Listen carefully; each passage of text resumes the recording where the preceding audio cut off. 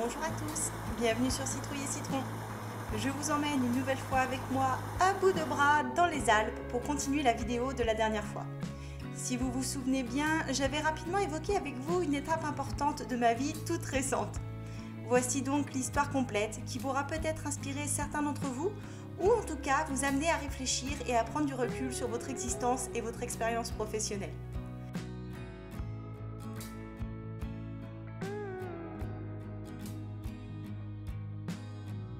Cela faisait 10 ans que j'exerçais mon métier de consultante en agro-environnement auprès d'éleveurs de vaches laitières essentiellement. Je leur parlais, entre autres, de changement climatique et je les accompagnais pour les aider à réduire leurs émissions de gaz à effet de serre.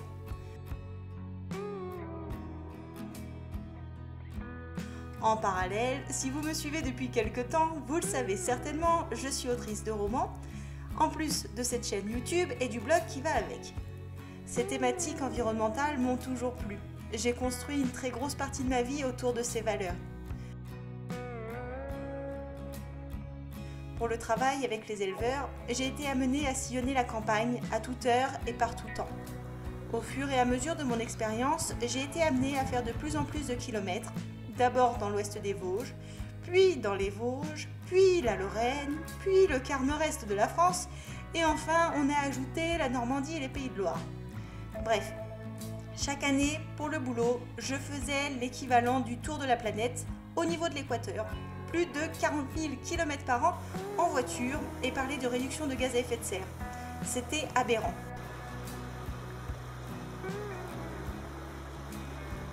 Je m'étais amusée cet hiver à calculer mon empreinte carbone et comme je m'en doutais, ces kilomètres professionnels plombaient très lourdement mon impact environnemental.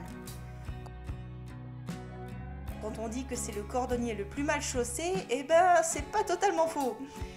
D'ailleurs, si calculer votre bilan carbone vous intéresse, je vous mets dans le descriptif le lien vers le site officiel.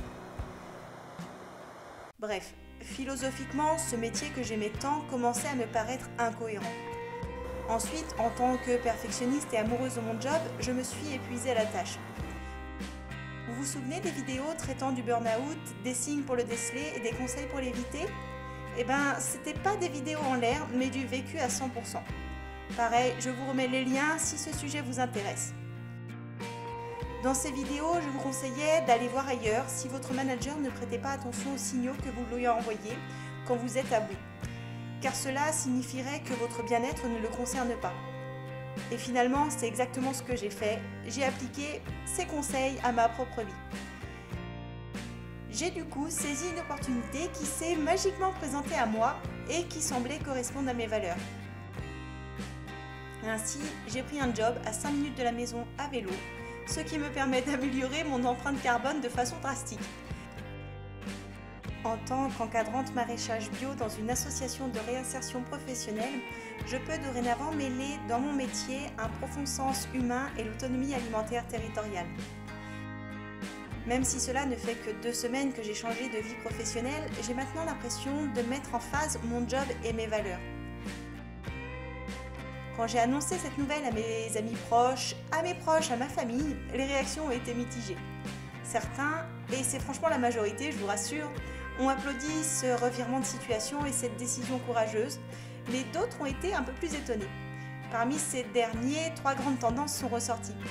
La première remarque a été « Mais tu vas t'ennuyer à 35 heures par semaine ?» Alors déjà, c'est pas le cas avec toutes les occupations que j'ai à côté, justement, j'aurai plus de temps pour développer les 1001 projets que j'ai en tête. On m'a également dit que j'allais repartir de zéro. Oui, ça c'est vrai. Autant après 10 ans dans le monde de l'élevage, je pense être capable de me lancer dans un atelier de vaches laitières, autant le maraîchage est plus nouveau pour moi. Mais justement, ça c'est cool.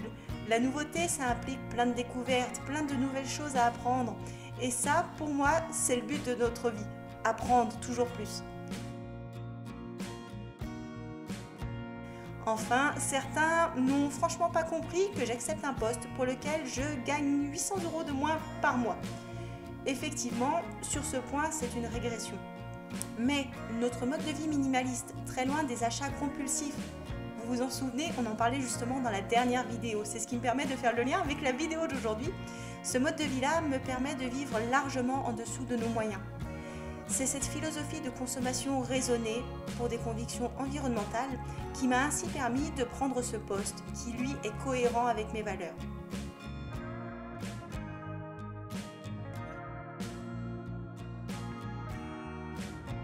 La morale de mon histoire, c'est que la vie, elle est trop courte pour ne vivre que de frustration.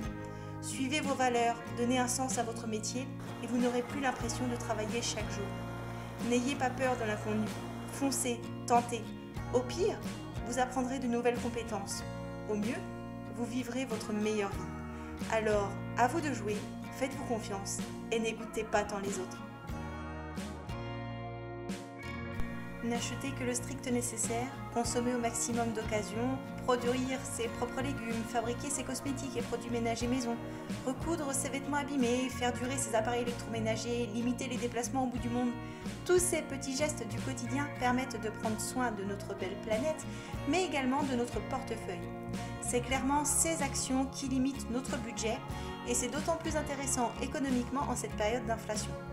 Cela permet également par effet ricochet de ne pas courir autant après certains métiers qui seraient bien payés mais qui ne correspondraient pas à nos valeurs.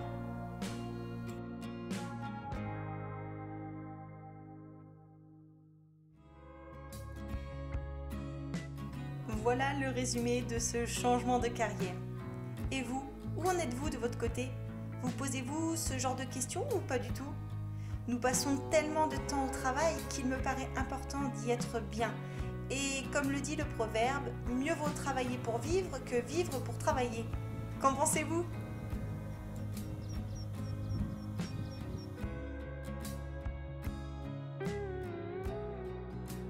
Je vous laisse donc réfléchir à cela tout en observant cette jolie marmotte qui, elle, ne se pose pas autant de questions sur son quotidien.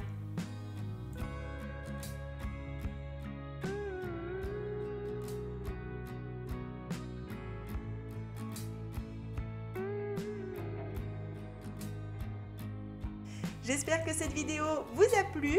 Si c'est le cas, pensez à la liker comme d'habitude et si ce n'est pas déjà fait, à vous abonner à la chaîne et à cliquer sur la petite cloche pour être tenu au courant de la prochaine vidéo.